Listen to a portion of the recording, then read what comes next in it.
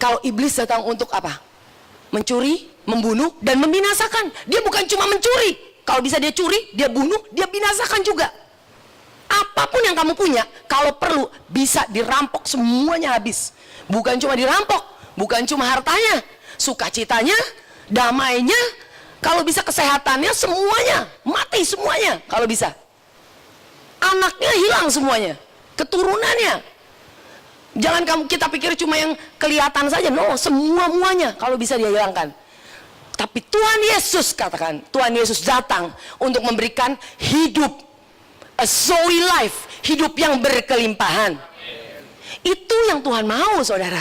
Dia datang bukan hanya datang cuma, oh ya saya datang hanya untuk memberikan sesuatu. Oh ya udah, kamu datang, saya datang untuk memberikan kamu apa? Dari yang namanya, oh kamu tadinya orang berdosa, ya udah sekarang dari di neraka sekarang kamu masuk ke surga. No, dia berikan apa? A Zoe life, hidup yang berkelimpahan. Kalian bisa enjoy every day of your life. Setiap hari tahu bahwa kita itu diampuni. Wow, kita tahu dia mengampuni kita. Kalian kalau tahu kalian dosa kita diampuni setiap hari, kita hidup itu mudah. Jadi orang Kristen yang tadinya tidak mungkin menjadi mungkin dan mudah. Firman Tuhan katakan bahwa kok yang aku berikan itu enak, ringan. Dia tidak pernah memberikan kok yang memberatkan kalian. Tapi kenapa kita kadang-kadang hidupnya susah? Kadang-kadang sulit berasanya, berat. Karena tanpa kita sadar kadang-kadang kita memakai kuk perhambaan hukum Taurat. Tapi nggak apa-apa. Kalian tahu, oh kayaknya kayak berat. Ingatkan kembali, oh Tuhan tidak memberikan kuk perhambaan, tapi dia berikan apa? Rest. I'll give you rest. Come to me. Datanglah engkau yang berbeban berat, dan aku akan berikan duit? Enggak. Ya duit mungkin ekstra bisa dikasih. Dikasih apa? Rumah? Mobil? Bisa mungkin. Tapi lebih dari itu Tuhan katakan, aku akan berikan engkau apa? Rest. Karena kenapa? Rest itu lebih dari yang namanya uang. Amin. Kelegaan itu lebih dari yang namanya rumah, lebih dari yang namanya mobil. Oke? Kita kadang-kadang berpikir satu hal untuk jawaban masalah kita. Tapi padahal Tuhan katakan, saya mau berikan lebih dari yang kamu minta. I'll give you rest. Satu perhentian dari segala masalah kalian.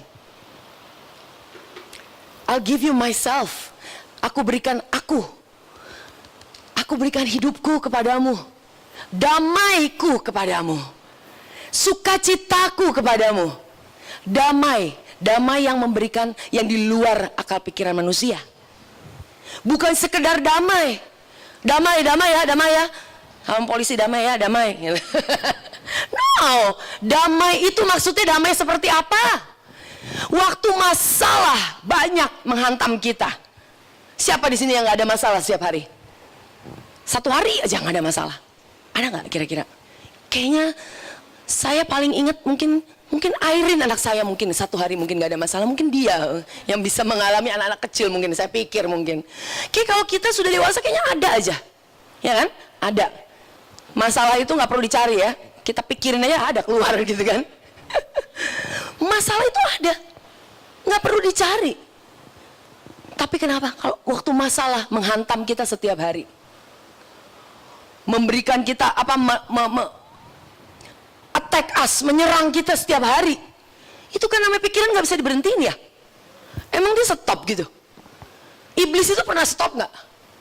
24 jam, 24/7, 365 setiap hari. Kalau bisa lebih dari 365. Kalau bisa 400 hari dia kerja terus. Kerjanya apa? Kasih kita tuduhan. Kasih kita bilang, oh kamu ini kurang ini dan kurang itu dan kurang ini, kamu ini kurang ini. Itu udah selalu makanan dia. Kasih kita makanan seperti itu. Kita diberikan satu tuduhan, kita harus tahu caranya bagaimana. Amin. Kita tahu we are the righteousness of God in Christ. Waktu kita tahu kita dibenarkan karena Kristus, kalian tahu kalian sudah bebas. Amin. Hari ini saya akan share mengenai Lukas 2:13. Lukas 13 kita pelan-pelan kita jalani, kita dengar, kita pelan-pelan kita baca, kita pelajari ya. Lukas 13. Pada waktu itu kita dari pertama, baca dari pertama aja. Bahasa Indonesianya. Semuanya mungkin ada yang nggak bawa Alkitab nggak apa-apa. Bisa baca di depan. Atau mungkin semuanya nggak bawa Alkitab. Tapi banyak yang bawa iPad ya kan, bisa baca dari iPad-nya. Pada waktu itu, datanglah kepada Yesus beberapa orang membawa kabar tentang orang-orang Galilea yang darahnya dicampurkan Pilatus dengan darah korban yang mereka persembahkan. Yesus menjawab mereka, "Sangkamu orang-orang Galilea itu lebih besar dosanya daripada dosa semua orang Galilea yang lain karena mereka mengalami nasib itu? Tidak, kataku kepadamu. Tetapi jikalau kamu tidak bertobat, kamu semua akan binasa atas cara demikian. Atau sangkamu ke-18 orang yang mati ditimpa menara dekat Siloam lebih besar kesalahannya daripada kesalahan semua orang lain yang diam di Yerusalem? Tidak, kataku kepadamu. Tetapi jikalau kamu tidak bertobat, kamu semua akan binasa atas cara demikian." Jadi kita pelan-pelan ya. Pertama, ini dia lagi Tuhan Yesus lagi bilang sama Tuhan Yesus berbicara mengenai apa yang terjadi saat itu. Seperti kita misalnya saat ini di berita misalnya gitu. Ada misalnya kejadian tabrakan beruntun gitu. Atau misalnya ada kejadian yang jelek-jelek, yang negatif, ya kan? Yang ini mengalami ini, yang benar-benar kayaknya kok bisa ya orang kok mengalami seperti itu ya? Atau misalnya kecelakaan, misalnya gedung runtuh gitu. Karena ini kan di Siloam ini kan tower kan. Menara dekat Siloam itu runtuh, ada 18 orang meninggal. Terus orang ngomongin, "Oh iya emang itu tuh ya, 18 orang itu memang udah berdosa sih, makanya ditimpa towernya itu aja sampai rubuh." Kadang-kadang kita ngomong begitu, "Oh ini kejadian di sini, Indonesia begini, Indonesia politiknya begini." Banyak orang bilang Indonesia dihakimi, ya kan? Indonesia banyak dosanya, ya kan? Terlalu banyak ininya segala macam dan segala macamnya. Kita seringkali dengar seperti itu. Ya kan? Tapi padahal Tuhan menghardik mereka karena kenapa? Karena Tuhan itu menghardik karena orang-orang ini actually orang-orang ini bilang, "Oh ya emang orang itu lebih ini." Kita seringkali bisa banyak menghukum orang-orang lain. Betul? Orang itu orang misalnya sakit kanker. "Oh ya emang dia emang begitu sih ya. Kenapa sih? Karena ini." Kita langsung gampang sekali, dengan mudah sekali kita akan menghakimi orang itu. Keluarga ini cerai, langsung mudah. Jebret, iyalah. Begini sih, gitu kan? Gampang. Ke gereja, tetap, tapi itu jalan terus tuh. Yang namanya tuduhan, cercaan, jalannya terus. Nggak di GBC sih saya tahu. GBC mah nggak pernah. Nggak pernah sama sekali. Nggak ada yang namanya gosip. Apa itu gosip? Betul ya? Kalau di GBC penuh dengan kasih. Amin. Penuh dengan kasih, penuh dengan dorongan. Apakah ada kekurangan? Segudang. Tapi kita tahu kita we are the righteousness of God in Christ. Justru saat kita kekurangan, bersyukur kita bisa lari kepada tahta kasih karunia. Amin. Justru dibukakan seperti ini, saya justru bersyukur. Oh ya, justru dalam kelemahan kita tahu Tuhan itu kuat. Nah, udah. Terus kayak gitu, kita kadang-kadang suka gampang ya menuduh kiri dan kanan. Tuhan katakan, bukan karena bertobat. Tuhan katakan apa? Bertobat. Bertobatlah Lita. Bertobatlah siapa gitu di sini pakai nama kalian. Kalau kadang-kadang kita bisa tanpa kita sadar, kita tuh menghakimi orang lain. Gereja itu sorry nih, kalau di kalangan kasih karunia kita seringkali gereja itu kan enggak khotbahnya begini gitu kan ya. Itu urusan dia. Amin saudara-saudara, GBC semua katakan amin. Karena kenapa? Itu bukan urusan kita. Oke? Tapi yang di sini urusan di sini. Kalau di sini urusan kita, di sini harus keluarnya adalah kasih karunia, di mana kita harus mengkhotbahkan Yesus. Kenapa? Bukan karena apa-apa. Bukan karena apa-apa, karena Yesus. Dia memang tempat tertinggi. Dia harus diberitakan. Karena dari dialah, waktu dia ditaruh di pusat, di tempat, di tengah-tengah kehidupan kita, di dalam ministry kita, pelayanan kita, itu semuanya akan beres, saudara. Kalau dia menjadi pusat dalam keluarga kamu, dalam pernikahan kalian, dalam hubungan kalian, itu beres semua. Kalian mau punya hubungan dalam relationship, taruh Yesus nomor 1, semuanya beres. Punya anak, hubungan dengan anak, dengan suami, dengan istri, taruh Yesus di tengah, menjadi pusat, itu beres. Pasti beres. Gimana caranya? Karena kayaknya klise. Ditaruh di pusat-pusat, gimana sih cara taruh Tuhan di pusat? Dalam segala hal, Yesuslah pusatnya. Kalian mau ambil keputusan, kayak saya selalu ngomong, anak sakit, nomor 1 apa? Kalian lari ke Yesus. Percaya apa? Yesus yang sudah memberikan kesembuhan. Kalian tidak lagi berdoa untuk kesembuhan, amin. Tapi kalian apa berdoa? Sudah mendapatkan kesembuhan. Justru kalian harus reinforce, menekankan yang namanya firman. Katakan bahwa dengan bilur-bilurnya kita sudah menjadi sembuh. Oke, amin. Jadi firman itu kita ingatkan. Kita kata firman Tuhan katakan bahwa orang selalu ngomong, kata Yakobus katanya, kalau misalnya iman tanpa perbuatan itu mati. Nah, kalian tahu perbuatan apa? Kalau orang kan ngomong, ya harus melakukan sesuatu, berbuatlah. Nah, sebelum kita cepat-cepat, ya, kita baca dulu konteksnya. Kalau baca firman itu pelan-pelan, jangan keburu-buru, ya. Kalau orang Indonesia memang semuanya cepat-cepat, maunya cepat-cepat. Mie aja instan, apa-apa instan maunya. Kalau bisa cepat-cepat jadi, PDKT kalau bisa 2 minggu jadi, gitu, ya kan? Cepat semuanya, ya kan? Maunya semua cepat. 2 bulan aja pacaran, jadi married langsung kalau bisa. Kalau ada yang 2 bulan terus married, jangan offended, jangan merasa tersinggung. Tapi poinnya adalah kadang-kadang kita manusia itu maunya buru-buru, betul ya? Kita maunya buru-buru. Anak cepet-cepet, kamu belajar cepetan, ya kan? Baru 2 tahun, 3 tahun udah disuruh ngapain. Kok anak saya setahun belum ngapa-ngapain sih gitu kan, baru setahun gitu kan. Anak sekarang 1 tahun aja, 2 tahun udah masuk kelas 1 SD misalnya. 1 SD kok cuma bisa begini sih, ya ampun kesian banget anak kelas 1 SD loh sekarang. Saya punya anak kelas 2 SD yang terakhir, Airin gitu ya, saya kesian ngeliatin dia gitu.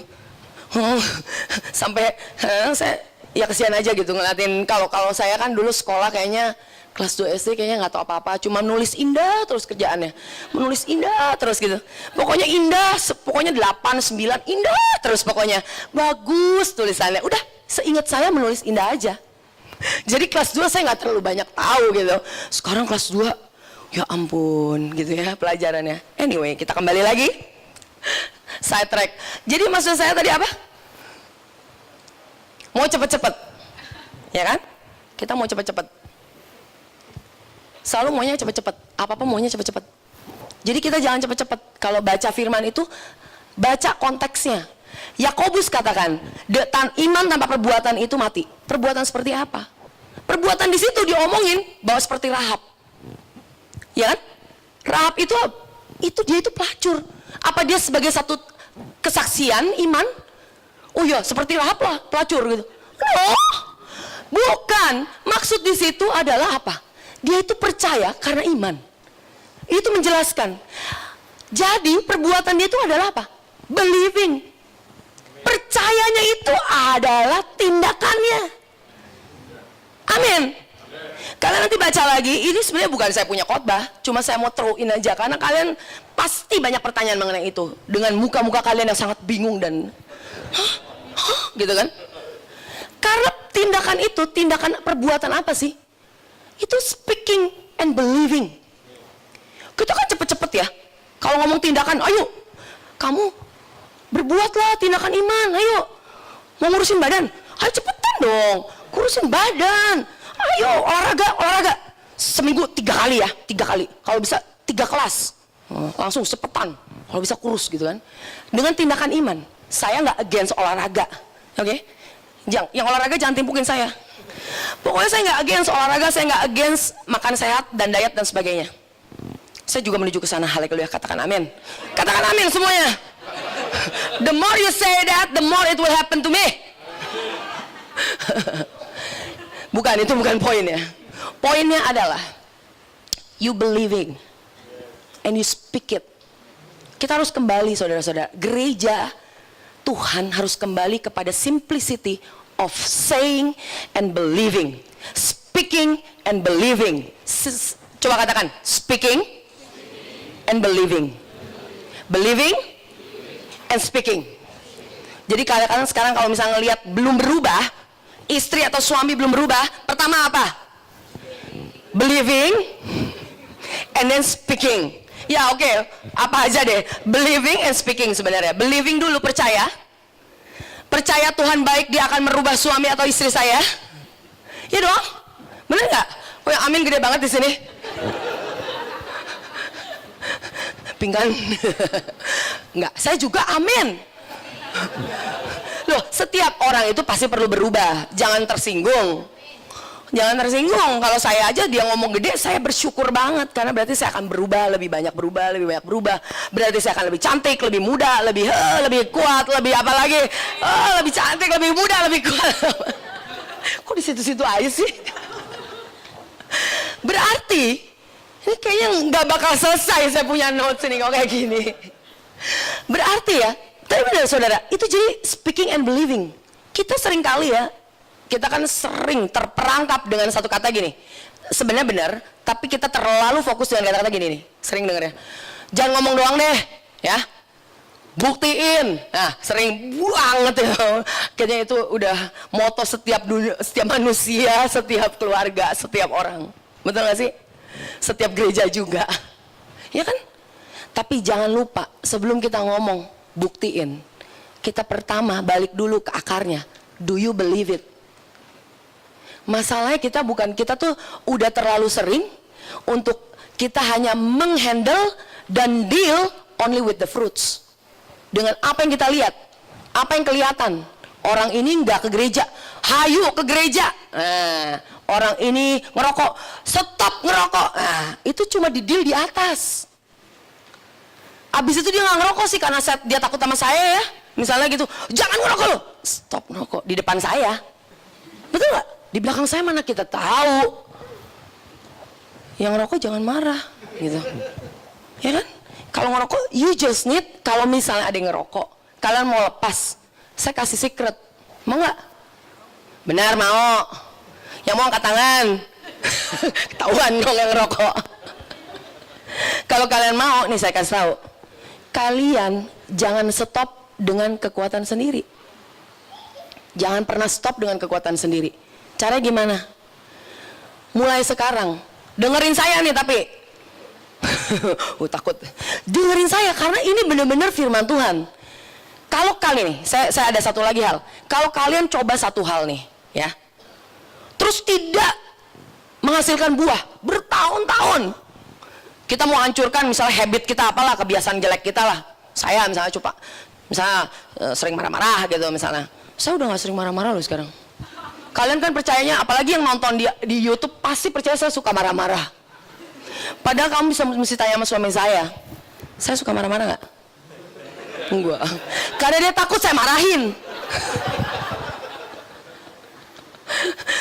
Ya ntar nanya yang lain lah. Anyway, maksudnya, nah contoh kita mau hancurkan satu kebiasaannya ya, susahnya, aduh mules banget ya. Mau ngilangin satu hal aja nih, susah. Padahal katanya, oh, I overcome all sins apa segala macam ya, pokoknya. Kita pikir kita bisa, nggak bisa nih. Nah, saya bilangin, rahasia itu cuma satu. Jangan coba hentikan kebiasaan kalian itu dengan kekuatan sendiri. Justru udah diamin aja tapi tunggu dulu. Diamin aja tapi kalian mulai percaya berbeda. Mulai confess berbeda. Amin. Karena waktu kalian, misalnya kita tidak rubah, kita mau perubahan, tapi kita nggak berubah. Oke, ngerti ya? Saya mau hasil yang berubah, tapi saya nggak mau berubah. Itu namanya gila, tahu nggak? Ya itu benar, insanity. You want something change, tapi lu nggak mau berubah. Itu gila, gokil. Itu nuts, gila gitu loh. Sinting. Kalau kita mau coba merubah sesuatu, tapi kita yang nggak mau berubah, udah gue begini aja, gue nggak mau berubah. Gue kan kayak Tuhan Yesus, sekarang lama-lamanya tidak pernah berubah. Oh, itu salah. Tuhan Yesus doang yang tidak berubah. Amin. Kalau kita tuh datang ke sini setiap hari buka hati hari Minggu. Amin. Waktu datang ke sini buka hati Tuhan Yesus. Walaupun saya nggak terlalu suka sih sama Cilita. Dia kalau ngomong aduh bawel udah gitu. Kalau ngomong teriak-teriak gitu ya. Saya kurang suka gitu. Tapi biarlah Tuhan Engkau yang berbicara. Iya dong, betul dong. Kok cia sih? Ini saya banyak ditentang di sini. Loh, benar, karena Tuhan yang berbicara, bukan saya yang berbicara. Waktu itu Tuhan berbicara, kalian tahu nggak? Itu akan berubah. Nah, kembali yang tadi saya bilang, insanity. Kalian akan menjadi gila karena kalian tidak mengalami perubahan, tidak akan berbuah karena tidak ada perubahan. Nah, detik saat ini saya katakan, mulai berubah cara berpikir kalian. Mulai berubah bibir kalian ngomongnya. Waktu kalian ngerokok, kalian katakan, I'm still the righteousness of God in Christ. Saya masih dibenarkan di dalam Kristus. Kalian lagi nonton yang namanya, aduh, nggak tahu tuh internet nyari-nyarinya macam-macam, gitu ya. Klik, klik, klik, klik, klik, klik, klik, klik, gitu kan? Klik, klik, klik, gitu kan? Yang kemana? Loh, kok klik, loh, gitu kan? Kliknya kok kejauhan, gitu kan? Nah, pas kejauhan itu, jangan sungkan untuk bilang, aku tetap dibenarkan di dalam Kristus Yesus. Itu sulit loh. Itu sulit, saudara. Saya katakan itu sulit. Makanya firman Tuhan katakan orang benar itu hidup karena iman. Iman itu adalah right believing, right speaking. When you believe right and you will speak right and you will live right. Amin. Nah itu caranya. Cuma kita nggak pernah tahu ini punya prinsip seperti ini, tidak pernah tahu. Selalu diajarinnya right doing. Lu pokoknya kalau udah namanya ini ya, punya kebiasaan jelek, langsung stop. Saat ini juga, kalau kamu suka misalnya nih pergi ke dance gitu, misalnya apa ke klub, misalnya pergi, suka gitu, stop gitu. Yang kayak saya bilang, stopnya bisa setengah. Abis dia udah stres, bisa balik lagi. Tapi kalau kalian mengalami yang namanya satu pembaruan pikiran, itu stopnya permanen, saudara. Bahkan tanpa kalian suruh stop pun, itu akan secara supernatural, yang namanya kebiasaan-kebiasaan jelek itu akan, kalau saya ngomongnya apa? Rontok. Katakan 1, 2, 3, rontok. Kalau rontok secara supernatural itu benar-benar tanpa yang namanya usaha. Mau nggak? Enak banget hidup kayak gitu. Amin. Lalu kita teruskan. Jadi Tuhan itu merebuke orang-orang pada saat itu yang mengalami merasa dirinya lebih benar. Orang itu tuh emang begini. Nah, Tuhan katakan, repent, bertobatlah. Kalau enggak kamu akan sendiri binasa. Keenam. Lalu Yesus mengatakan perumpamaan ini, seorang mempunyai pohon ara yang tumbuh di kebun anggurnya. Dan ia datang untuk mencari buah pada pohon ara itu, tetapi ia tidak menemukannya. Lalu ia berkata kepada pengurus kebun anggur itu, sudah 3 tahun aku datang mencari buah pada pohon ara ini, dan aku tidak menemukannya. Tebanglah pohon ini. Untuk apa ia hidup di tanah ini dengan percuma? Jawab orang itu, Tuan, biarkanlah dia tumbuh tahun ini lagi.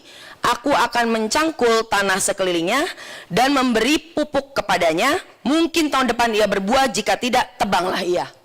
Tuh kan, lu mesti berbuah. Harus berbuah, kalau nggak ntar ditebang.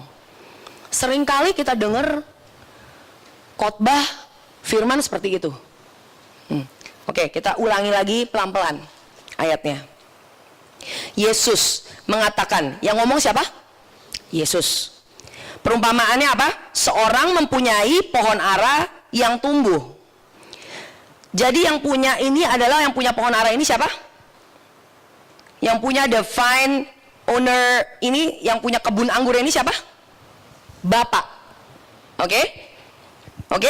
Seorang punya pohon ara yang tumbuh di kebun anggurnya, dan ia datang mencari buah pada pohon itu, tetapi ia tidak menemukannya. Sekarang pertanyaannya, ini kebunnya kebun apa? Kebun anggur. Pohonnya pohon apa? Pohon ara. Kenapa ada pohon ara di kebun anggur? Ya dong. Loh, mesti nanya dong. Kita mesti pinter, ya kan? Semua di sini pasti SSS namanya aja, gereja YBC aja di SSS gitu kan. S1, S2, S3, SSS gitu kan. Kita mesti agak pinter. Ya dong, sedikit pinter. Jangan banyak pinter, jangan sedikit. Mempunyai pohon ara tumbuh, Aku juga bingung loh, baru ngeh bahwa ini pohon ara di kebun anggur. Jadi ini bukan pohon anggur. Kalau dia tidak berbuah, ini bukan urusannya pohon anggur. Kalian pohon anggur apa pohon ara? Pohon anggur kan? Kalian mau pohon anggur apa pohon ara? Ayo, ayo. Loh, kita ini pohon anggur, jangan bingung. Gawat nih GBC kalau bingung. Kita ini pohon anggur, bukannya pohon ara.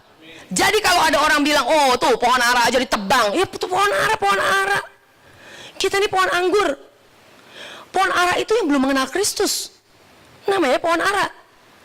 Jarang namanya believer di dalam Bible, di dalam Alkitab dikatakan pohon ara. Tidak ada. Kita itu dibilangnya pohon anggur. Betul?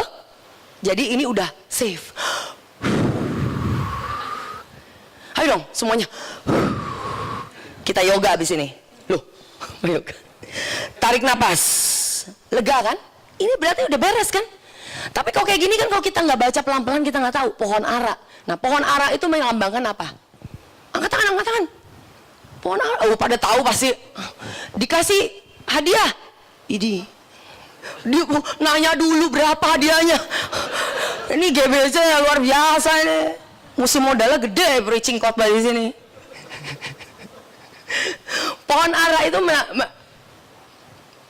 adalah salah satu tipologi dari apa?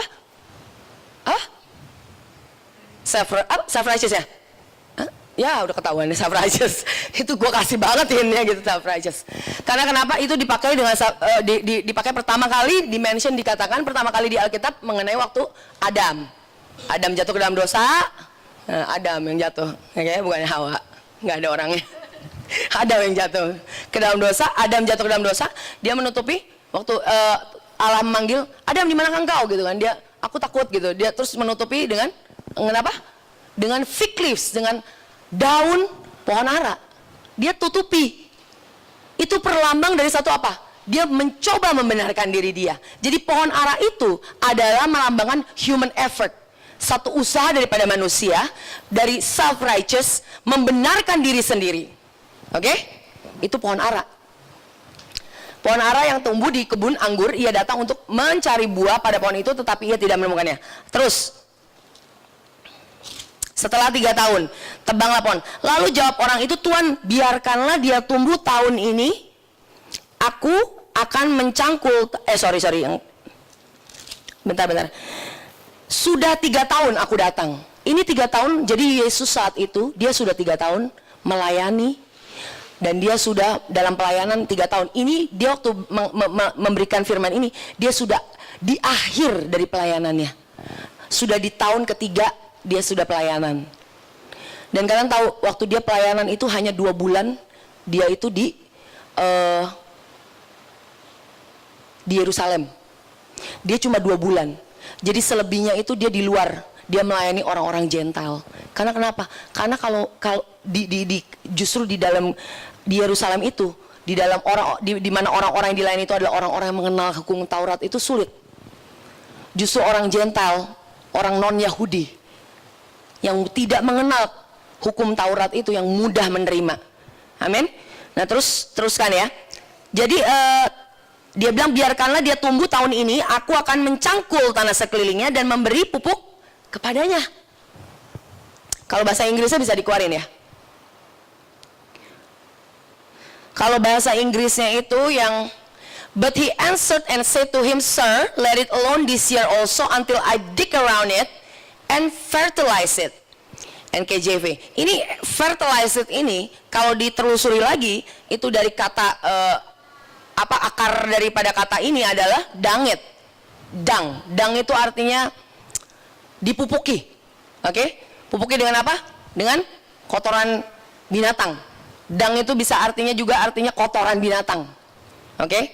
Lalu kita bisa buka juga Filipi 3 ayat 10.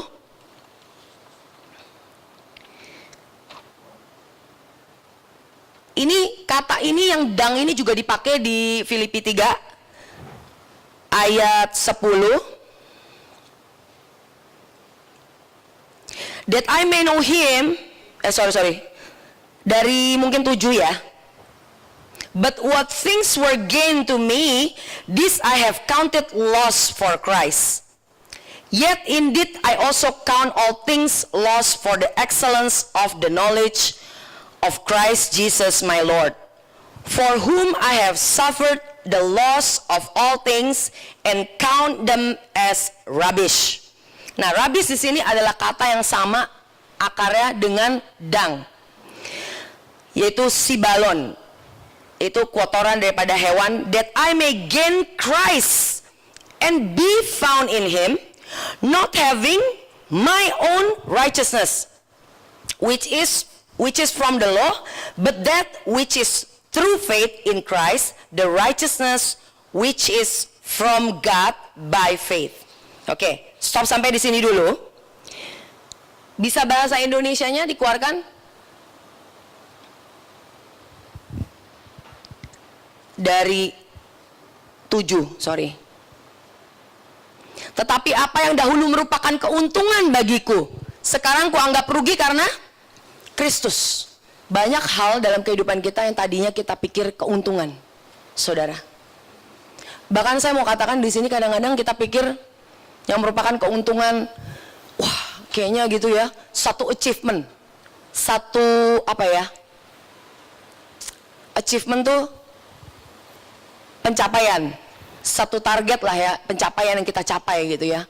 Dalam kehidupan kita manusia, kita pasti ada satu target yang kadang-kadang tanpa kita mau, nggak mau, sengaja nggak sengaja dalam hidup kita pasti ada. Betul ya? Orang itu kayaknya, wah dalam kehidupan kita certain punya sesuatu, misalnya dari misalnya satu perusahaan ke perusahaan yang satu lagi. Misalnya tadinya target ini tahun lalu dan ke tahun yang ke depan ini kita naik berapa persen, itu kan pasti pencapaian, kita nggak mungkin mengalami gitu ya, ya kan?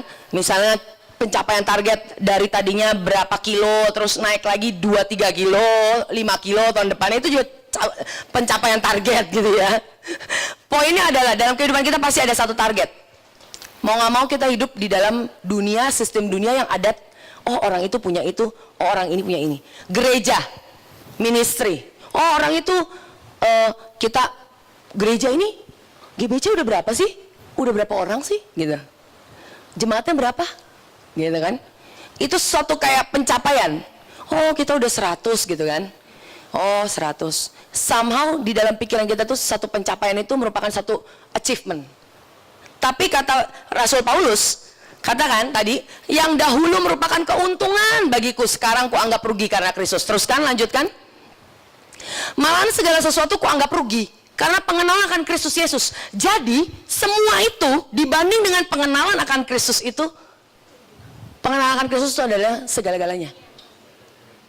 Pengenalan akan Kristus itu adalah paling tinggi, paling penting dalam hidup kita. Lebih mulia daripada semuanya, dibilang. Oleh karena dialah aku telah melepaskan semuanya itu dan menganggapnya itu sampah, menganggap itu semua kotoran binatang, supaya aku memperoleh apa? Kristus. Kristus itu nggak perlu diperoleh, tapi maksudnya supaya kita itu mengalami manifestasi Kristus lebih lagi. Teruskan, 9. Dan berada dalam dia bukan dengan kebenaranku sendiri. Nah, dengarkan baik-baik teman-teman. Kalau bahasa Inggrisnya sangat-sangat jelas banget, tapi bahasa Indonesia pun lumayan jelas. Berada di dalam dia, di dalam Kristus, bukan dengan kebenaranku sendiri, karena mentaati hukum Taurat. Kita ini berada di dalam Kristus bukan dengan kebenaran kita sendiri. Jangan kalian mencoba untuk membangun kebenaran kita sendiri. Tapi kita harus tahu bahwa kita ini ada di dalam Kristus dengan kebenaran Kristus Allah. Kebenaran yang Allah berikan kepada kita karena mentaati hukum Taurat, melainkan dengan kebenaran karena kepercayaan kepada Kristus. Jelas ya? Tapi kita itu karena kebenarannya karena kepercayaan. Kalian dibenarkan karena apa? Percaya. Kepercayaan kepada siapa? Kristus. Kebenaran yang Allah anugerahkan. Tuh luar biasa. Dengar nggak? Kebenaran yang Allah anugerahkan. Anugerahkan itu diberikan, tidak bisa diberikan, tidak bisa di-earn, diusahakan. Kebenaran itu bukan sesuatu yang diusahakan. Righteousness bukan sesuatu hal yang bisa diusahakan. Jangan coba-coba untuk mencoba, oh lebih righteous lagi, berdasarkan kepercayaan. Teman-teman, ini luar biasa. Ini luar biasa. Renungkan deh. Kebenaran karena kepercayaan kepada Kristus, yaitu kebenaran yang Allah anugerahkan. Kebenaran yang Allah anugerahkan. Kita ini, kebenaran itu Tuhan berikan. Kalian itu dibenarkan. Kalian itu dibenarkan. Dibenarkan, diberikan. Lanjutkan. 10. Yang kukendaki ialah mengenal Dia dan kuasa kebangkitannya dan persekutuan dalam penderitaannya, di mana aku menjadi serupa dengan Dia dalam kematiannya. Yang bahasa Inggrisnya ya.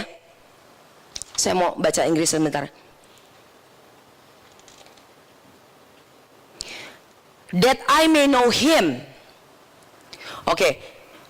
Mungkin dari 9 saya boleh baca pelan-pelan ya. And be found in Him, not having my own righteousness, which is from the law, but that which is through faith in Christ, the righteousness which is from God by faith. Supaya kenapa? That I may know Him. Supaya aku bisa mengenal Dia. And the power of His resurrection. And the fellowship of His sufferings, being conformed to His death. Kenapa di gereja tidak ada yang namanya kuasa kebangkitan? Kan ada di sini jawabannya. Karena kita itu tidak mencoba embrace, memeluk yang namanya itu, oh, the righteousness by faith. Kalau kita setiap saat diingatkan, yang di-preach selalu mengenai yang namanya kebenaran yang dianugerahkan oleh Allah itu tadi. Setiap saat diingatkan, saya percaya ada kuasa. Kuasa kebangkitan itu akan semakin hari semakin nyata. Kayak saya bilang, 5775 tahun ini, kalian akan expect semakin nyata. Karena kenapa? Udah 365 hari, berapa? 52 kali mungkin dikotbahin, dan tahun ke depan lagi lebih banyak lagi.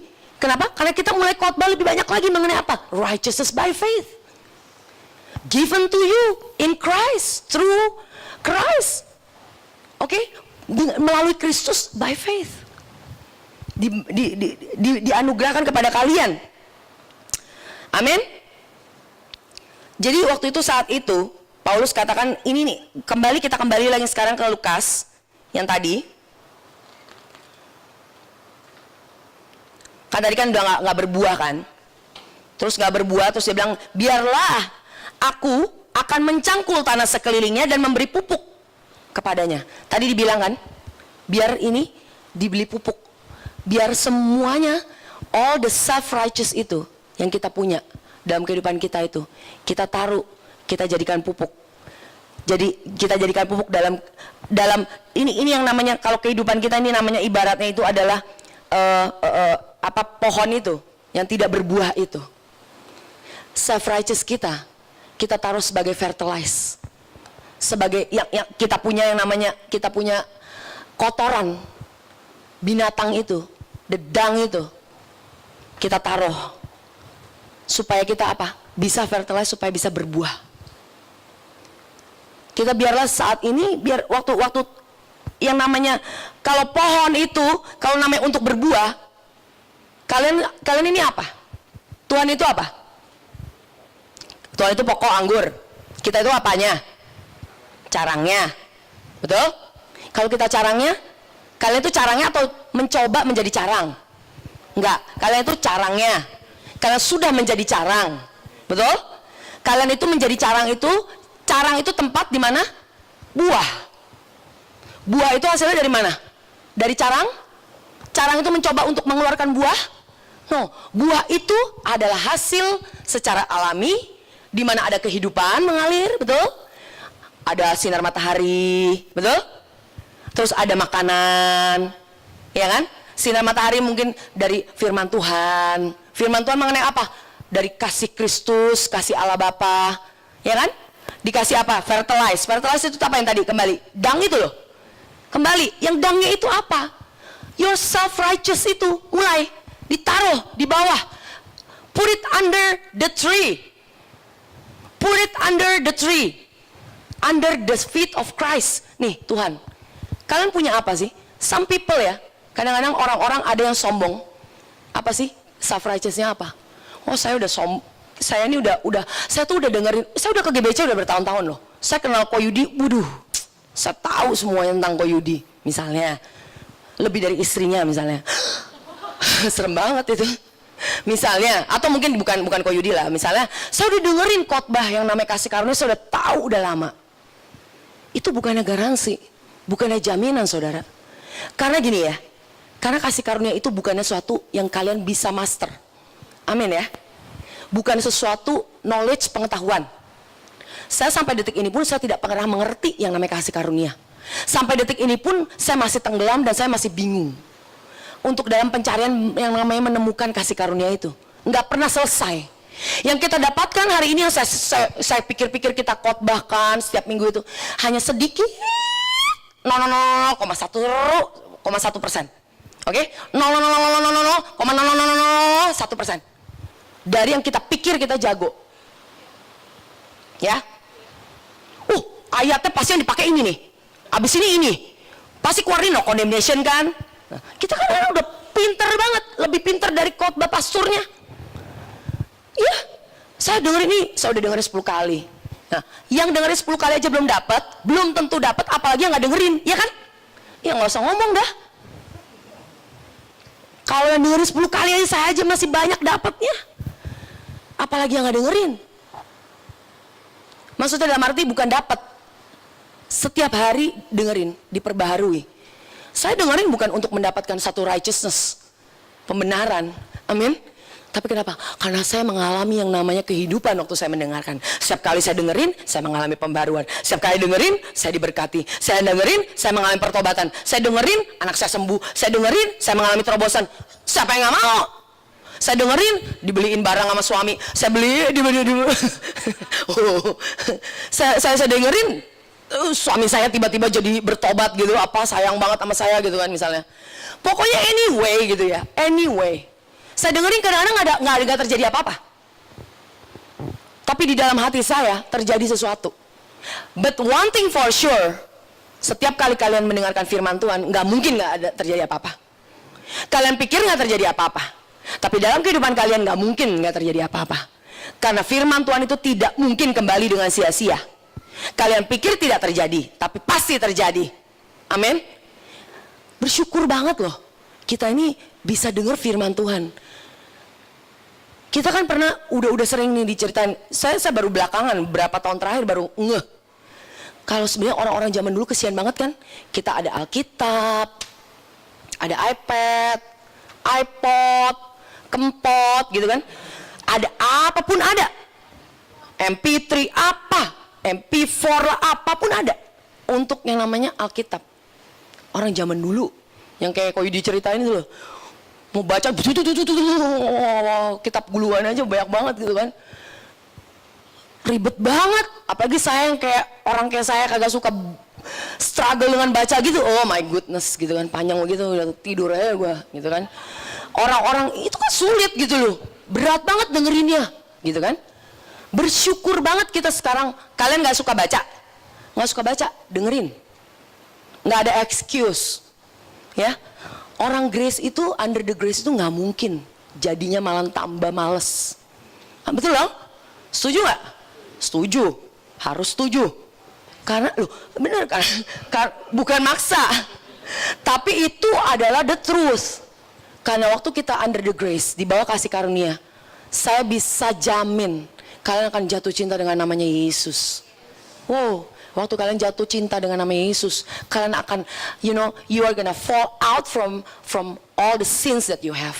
You're gonna fall in love with Christ. Kalian akan jatuh cinta kepada Yesus kembali. Karena akan semuanya tuh minggir. Yang namanya kelemahan, kesemuanya akan gak demen.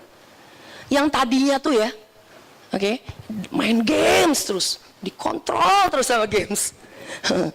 Mesti diselipin tuh itu kayak gitu.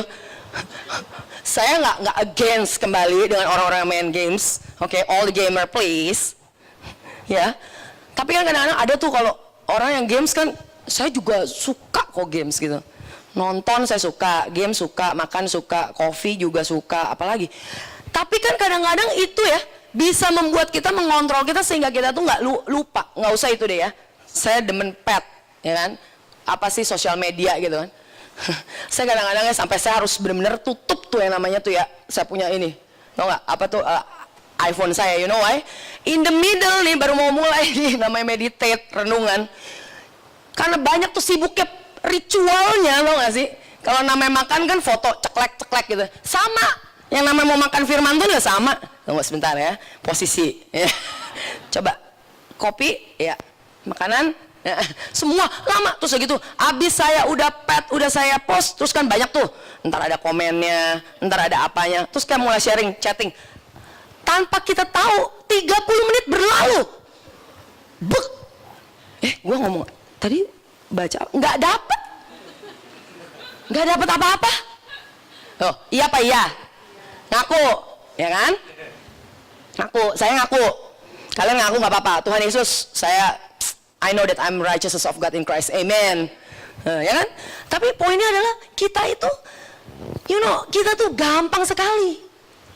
Tapi saya yakin kalau kita kembali waktu kita under the grace, kita setiap kali nih punya ini, kita diingatkan kok, because the grace, kasih karunia itu akan mengajarkan kita segala hal. The grace will teach us all things, segala hal. Kalian perlu apa? Perlu konsultasi dalam bisnis. Bilang, Yesus ajarkan aku bagaimana caranya berbisnis, supaya saya bisa profit tapi nggak nginjek orang lain. Betul nggak sih? Saya bisa profit tapi orang lain juga bisa ditolong. Saya bisa profit, saya bisa enjoy the profit. I have the power to enjoy the profit. Saya bisa enjoy juga the life that you have given me, ya kan? Bisa menikmati kehidupan yang Tuhan berikan, menikmati gereja yang Tuhan berikan, menikmati keluarga yang Tuhan berikan. Berapa banyak orang dapat berkat tidak bisa menikmati keluarganya, ya kan? Bagaimana ada banyak yang orang cuma dengar doang, dapat berkat doang, terus kita dengar nggak ada lagi ke gereja, nggak pernah ke gereja. Kalau kalian di sini mau yang namanya, aduh kayaknya rindu nih untuk pelayanan, jangan pernah ditunda-tunda lagi, haleluya, ya kan? Jangan ditunda-tunda lagi, datang aja Ci, pastor, kok siapa, mbak, segala macam, saya mau pelayanan, ya apapun panggilnya kak, segala macam, saya mau pelayanan, pelayanan lah, apa aja. Serius, pelayanan apa aja. Mau di sini, mau di luar gereja sama aja. Menurut saya. Karena kenapa? Waktu kita melayani, saudara. Satu hal lagi. Waktu kita melayani, ada satu kepuasan yang gak bisa dibayar dengan uang. Ya. Bukan untuk orang lain, but for yourself. Tuhan mau berkati nomor satu siapa? Kalian. Kemarin saya lagi sedikit, ini masih panjang sebenarnya, nanti ya kalau saya diundang lagi di GBC untuk sharing. Kalau misalnya sampai dikasih, nanti saya mau sharing mengenai Lukas 15 nanti kapan-kapan. Mengenai apa? Anggur, pohon anggur. Tapi satu hal yang luar biasa, boleh di ini nggak fotonya aja sebentar aja, cuma fotonya doang yang dahan itu. Nah, ada kan ya? Nah, nggak cuma kalau saya kemarin lagi nyari-nyari foto ya, cuma ini benar-benar menurut saya ini luar biasa. Menurut saya ini adalah satu gambaran buat GBC, yang menurut saya, ini touch my heart deeply gitu ya. Jadi itu batang, kan mungkin kalian udah pernah dengar, saya juga mungkin udah pernah dengar, cuma saya diingetin lagi gitu mengenai apa, batang-batang daripada pohon anggur itu. Kalian tahu kan? Bukannya kan kita kan selalu, aku dulu mikirnya mungkin udah pernah diingetin, cuma lupa lagi saya, begini lurus. Padahal sebenarnya itu batang-batangnya itu intertwine itu berarti saling melilit ya. Tuhan ingatkan waktu aku ngeliat ini, Tuhan ingatkan bahwa GBC is a family, right? It's a home. It's like saya mau melarikan diri gimana pun, kalian mau melarikan diri gimana pun ya. Watch out ya. Kalian mau melarikan diri gimana pun nggak bisa. No, poinnya adalah dimana kita itu diikat satu sama lain di dalam Kristus, kasih Kristus. Tubuh Kristus, gereja Tuhan, tidak akan terpecah-pecah. Amin. Kerinduan daripada Tuhan adalah gereja Tuhan itu bersatu. Nggak usah jauh-jauh mikirin gereja lain. Kita mikirin gereja kita dulu, rumah kita. Bagaimana kita bisa care satu sama lain. Bagaimana kita bisa share satu sama lain. Ya kan? Saling menguatkan. Mungkin ada gesekan here and there, tapi somehow Tuhan ingatkan bahwa gereja GBC itu seperti ini. Dimana kita tuh saling dikuatkan, diikat. Amin.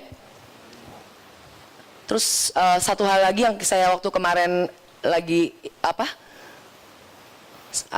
research lagi, bahwa kalau pohon anggur itu tidak bisa, misalnya kita harvest, ambil petik buahnya, terus kita diemin supaya lebih matang. Kalian tahu nggak? Kok diem sih? Nggak bisa tuh yang namanya nih, hari ini petik masih agak mentah nih, terus kita diemin supaya lebih matang, besok-besok baru dimakan. Nggak bisa. Jadi kalau namanya pohon anggur, buahnya itu hari itu dipetik, hari itu juga dimakan, rasanya itu. Lucu ya? It's amazing gitu.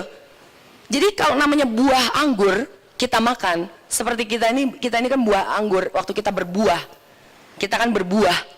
Buahnya nomor 1, pasti bisa dicicipi. Kalian berbuah itu nggak mungkin orang lain. Nomor 1 bukan cuma kita, orang-orang lain pasti bisa cicipi. Dan pasti manis. Kalau misalnya udah waktunya, pasti manis. Nggak perlu ditunggu-tunggu. Oh ya, dia bentar lagi lah, berkatnya sebentar lagi. Mungkin tunggu kesaksiannya, tunggu dulu. Mungkin bulan depan baru ripe, baru mateng, nggak ada. Ngerti ya? Biarlah berbuah pada waktunya. Dimakan juga pada waktunya. Jadi memang ada certain timing ya, memang, maksudnya biarin aja. Let it flow, let it naturally berbuah, bear fruit. Amin. Kalian diberkati? Amin, puji Tuhan. Haleluya. Ini baru sepertiga.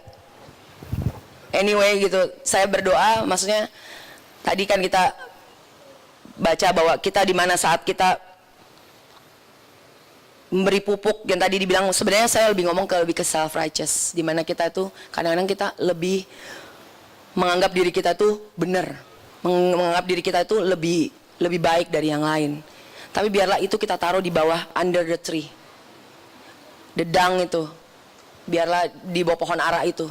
Pohon ara itu adalah self-righteous itu. Biarlah kita semua itu bisa hari ini kita, it's very simple today, cuma 1 poin sebenarnya. Kita ini nggak lebih baik dari yang lain. Kita under the grace, justru we are humbled. We are humbled every day, every minggu, setiap minggu kita bisa dengerin firman Tuhan. Amin. Mungkin musik tim bisa ke depan, kita doa sebentar. Thank you Jesus. Oke, saya mau berdoa untuk teman-teman, mungkin ada dari teman kita yang belum, kalau ada yang belum mengenal Kristus. Saya di sini selalu bilang bahwa gereja itu atau kekristenan itu bukan suatu agama.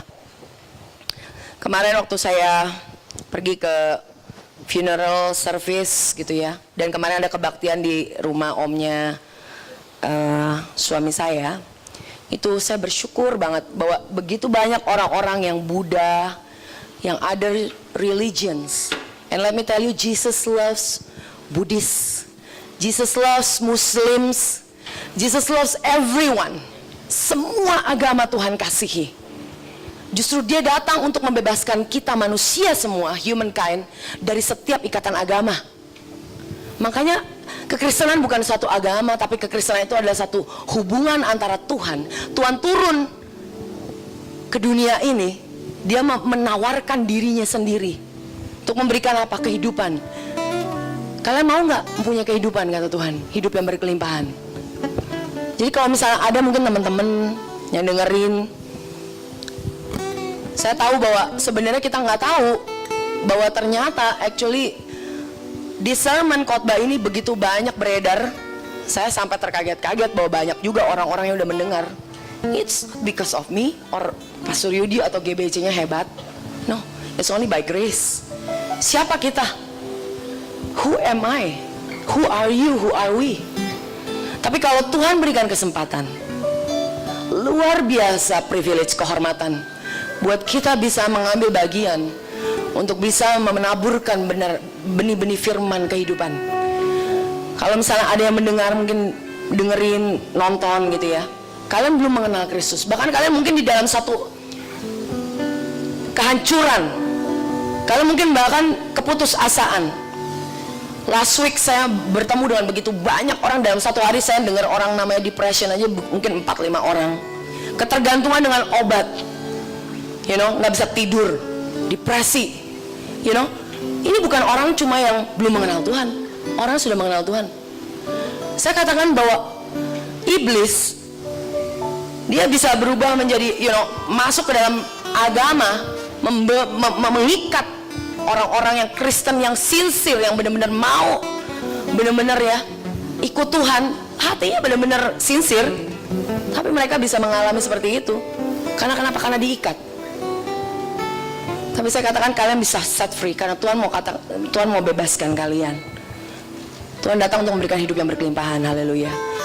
Kalau kalian belum mengenal Kristus secara pribadi, saya mau undang kalian untuk berdoa. Kalian nggak perlu, misal kalian nggak mau angkat tangan, it's okay. Kalian gak perlu angkat tangan. Kalian hanya perlu berdoa, ikuti saya. Tuhan Yesus, terima kasih. Hari ini saya tahu dan mengaku saya orang berdosa. Saya penuh dengan kelemahan, saya penuh dengan dosa-dosa, dan hari ini saya mau menerima Engkau, mengundang Engkau sebagai juru selamat secara pribadi ke dalam kehidupan saya. Masuk ke dalam kehidupan saya Tuhan. Biarlah Engkau sendiri Tuhan yang bertata hidup dalam hati saya, dalam kehidupan saya Tuhan. Ini adalah satu hubungan yang intim antara Engkau dengan aku Tuhan. Aku menjadi anak-Mu, Kau angkat menjadi anak-Mu. Selama-lamanya aku dibenarkan, bukan karena aku dibenarkan dengan kebenaranku sendiri, tapi aku dibenarkan karena diberikan satu anugerah, dibenarkan melalui Yesus Kristus. Terima kasih Tuhan Yesus. Saat ini Tuhan, aku menerima Engkau dan aku menjadi anak-Mu selama-lamanya. Terima kasih Yesus. Thank you Lord. Teman-teman, mari kita bangkit berdiri. Thank you Jesus. Haleluya Tuhan Yesus. Kau Allah yang baik Tuhan. Thank you Jesus. Terima kasih Tuhan. Saya ingin berdoa buat saudara semua di tempat ini. Bapak mengucap syukur untuk teman-teman di tempat ini Tuhan, untuk setiap jiwa yang datang saat ini di GBC, di God's Beloved Church. Aku berdoa setiap orang yang ada di tempat ini menerima firman-Mu dengan hati yang terbuka. Walaupun singkat Tuhan, tapi firman-Mu itu Tuhan boleh menjadi benih yang tertanam di tanah yang subur. Boleh tumbuh Tuhan, berakar, tumbuh dan berbuah 30, 60 dan 100 kali lipat Tuhan Yesus. Thank you Jesus, thank you Lord God. Aku berdoa saat ini Tuhan Yesus, Engkau ya Bapa yang akan memberikan Tuhan saat ini kebebasan. Aku berdoa saat ini kalau ada beberapa teman-teman kami, kalau ada mungkin teman-teman di tempat ini yang mengalami satu ikatan, mungkin tidak bisa mengalami satu kebebasan, mungkin struggle, tidak bisa lepas dari beberapa hal. Kalian tidak perlu takut, tidak perlu lagi mencoba lagi dengan kekuatan kalian. Kalian hanya perlu katakan, Tuhan, help me Jesus. And I speak right now in Jesus name Tuhan. Mereka tetap dibenarkan di dalam Kristus Yesus. Terima kasih Tuhan. You are the righteousness of God in Christ. Terima kasih Bapak. Thank you Jesus. Bapak mengucap syukur hari ini Tuhan. Setiap orang-orang di tempat ini Tuhan Yesus, aku katakan tidak akan pernah mandul lagi Tuhan. Akan mengalami pembuahan demi pembuahan. Tuhan, tidak ada lagi Tuhan yang mandul, dan akan mengalami pembuahan 30, 60 dan 100 kali lipat Tuhan Yesus. Di tahun yang baru ini Tuhan Yesus, akan banyak terjadi Tuhan, pembuahan demi pembuahan. Terima kasih untuk buah-buah-Mu Tuhan Yesus. Karena Engkau Allah, the God of the harvest, oh God. Allah yang memberikan Tuhan harvest, tuaian yang berlipat-lipat kali ganda. Thank you Jesus. Haleluya. Bapak, terima kasih untuk kebaktian hari ini Tuhan Yesus. Mari kita angkat tangan kita saat ini, mengucap syukur Tuhan untuk hari ini Tuhan Yesus. Biarlah Engkau Allah yang memberikan Tuhan berkat-berkat-Mu melimpah. Kau bukakan tingkap-tingkap langit tercurah buat anak-anak-Mu di tempat ini. Kau memberikan Tuhan berkat-Mu melimpah atas setiap keluarga demi keluarga Tuhan. Setiap bisnis demi bisnis Tuhan Kau katakan berhasil, sukses, profitable in Jesus name. Tidak ada lagi ya Bapa kerugian Tuhan. Terima kasih Tuhan. Tidak ada lagi Tuhan penipuan demi penipuan in the name of Jesus. Yang bekerja Tuhan mengalami promosi demi promosi in the name of Jesus. Bapakku katakan restorasi keluarga terjadi saat ini. Tahun ini mengalami terjadi restorasi pemulihan. Pemulihan demi pemulihan. Your people will not settle for less. Kami tidak akan Tuhan mau dengan yang biasa-biasa lagi, tapi Kau akan memberikan Tuhan berkat-berkat Abraham. Berkat-berkat Abraham mengalir in the name of Jesus. Mengalir in the name of Jesus. Kalau tahun ini Tuhan yang mengalami belum mempunyai pasangan hidup, di dalam nama Tuhan Yesus, tahun ini akan mengalami Tuhan terobosan Tuhan Yesus, mempunyai pasangan hidup di dalam Kristus, di dalam kasih karunia. Mereka akan mengalami Tuhan hubungan yang baik, hubungan di dalam Engkau Tuhan, di mana Engkau menjadi pusat Tuhan. Anak-anak-Mu di tempat ini Tuhan, akan terjadi banyak pasangan-pasangan yang luar biasa, jodoh-jodoh yang Engkau pilihkan di dalam nama Tuhan Yesus. Tidak ada jodoh-jodoh yang salah di dalam nama Tuhan Yesus. Terima kasih Tuhan Yesus, Kau Allah yang baik Tuhan. Juga pasangan-pasangan keluarga suami dan istri, tidak akan ada yang cerai Tuhan, akan mengalami Tuhan hubungan yang dipenuhi dengan your wine Tuhan, anggur baru Tuhan. Anggur baru mengalir di dalam setiap pernikahan demi pernikahan. Keturunan-keturunan ilahi Engkau berkati in the name of Jesus. Terima kasih Bapa. Dan kami saat ini berdoa untuk Indonesia. Indonesia mengalami pemulihan di dalam nama Tuhan Yesus. Setiap area kehidupan kami semuanya akan mengalami pemulihan. Engkau Allah El Shaddai.